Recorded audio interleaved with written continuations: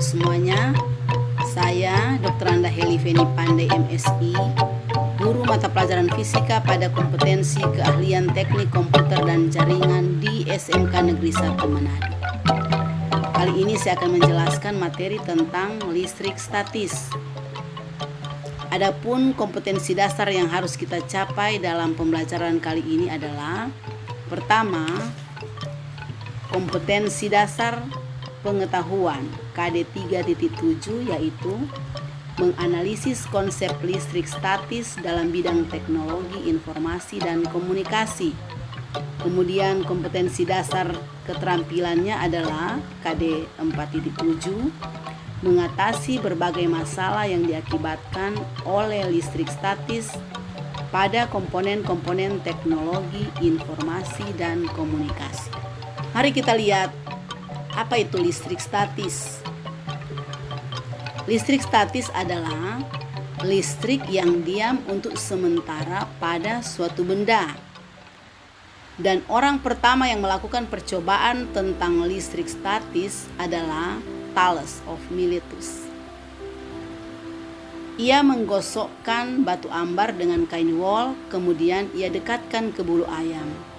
Ternyata bulu ayam terbang dan menempel pada batu ambar, dan beberapa saat kemudian jatuh lagi. Bagaimana cara memberi muatan listrik statis? Suatu benda dapat diberi muatan listrik statis dengan cara menggosokkannya dengan benda yang lain. Mengapa demikian? Kita perlu memahami model atom terlebih dahulu. Mari kita lihat tentang teori atom.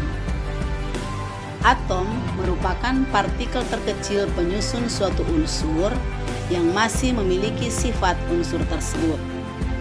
Atom terdiri dari partikel-partikel yang jauh lebih kecil yang memiliki sifat sendiri. Partikel-partikel tersebut adalah proton, neutron, dan elektron. Proton dan neutron terdapat dalam inti atom, sedangkan elektron mengorbit inti dengan lintasan tertentu. Proton memiliki sifat bermuatan listrik positif, sedangkan elektron memiliki sifat bermuatan listrik negatif. Neutron memiliki sifat yang netral. Besar muatan listrik proton dan elektron selalu sama. Atom yang netral memiliki jumlah proton dan elektron yang sama, dan suatu atom akan memiliki muatan listrik negatif bila atom tersebut kelebihan elektron. Atom akan bermuatan positif bila atom tersebut kekurangan elektron. Atom yang netral selalu memiliki jumlah proton dan elektron yang sama. Bila suatu atom mendapat tambahan elektron dari atom yang lain, maka atom tersebut akan menjadi kelebihan elektron. Itu artinya atom menjadi bermuatan negatif. Jika suatu atom kehilangan elektron, maka atom tersebut menjadi kekurangan elektron. Itu artinya atom tersebut menjadi bermuatan positif. Dua buah benda tertentu bila saling digosok, maka kedua benda akan bermuatan listrik. Contohnya,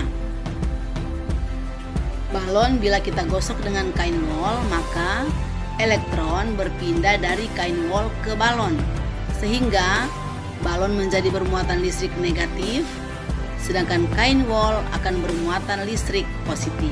Contoh yang lain, bila kaca kita gosok dengan kain sutra, maka elektron akan berpindah dari kaca ke kain sutra, sehingga kaca menjadi bermuatan listrik positif dan kain sutra menjadi bermuatan listrik negatif. Dua buah benda bermuatan listrik akan memiliki sifat sebagai berikut. Pertama, jika muatannya sama, akan saling tolak-menolak. kedua, jika muatannya berbeda akan saling tarik-menarik. Dan ketiga, benda yang netral akan selalu ditarik oleh benda bermuatan listrik.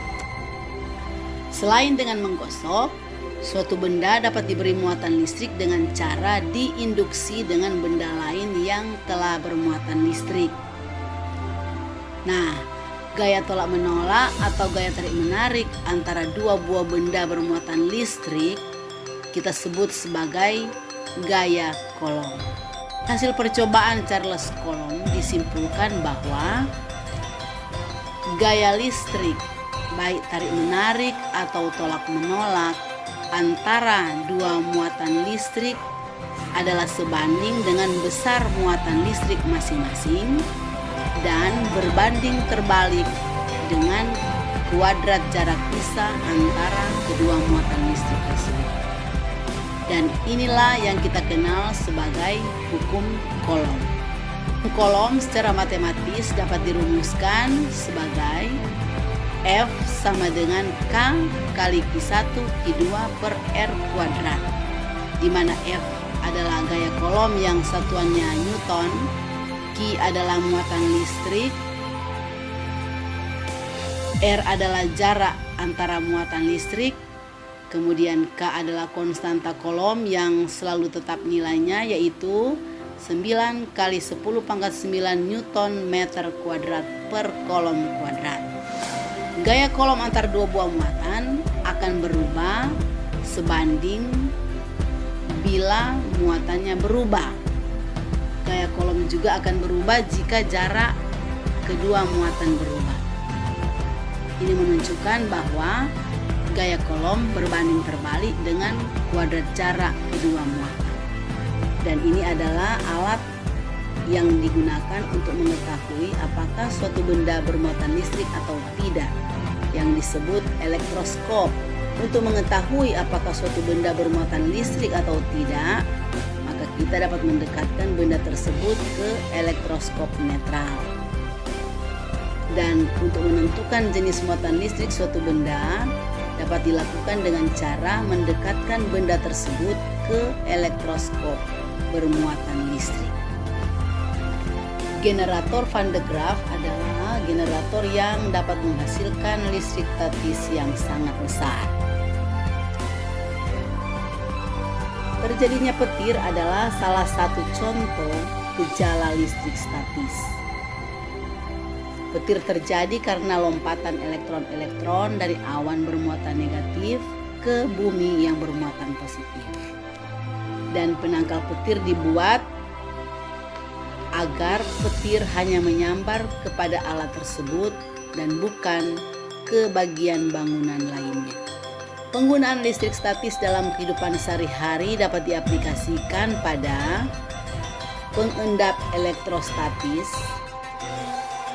pada pengecatan mobil, dan pada mesin fotokopi. Demikianlah pembahasan materi kita hari ini. Semoga bermanfaat dan sampai jumpa pada pelajaran berikutnya. Terima kasih.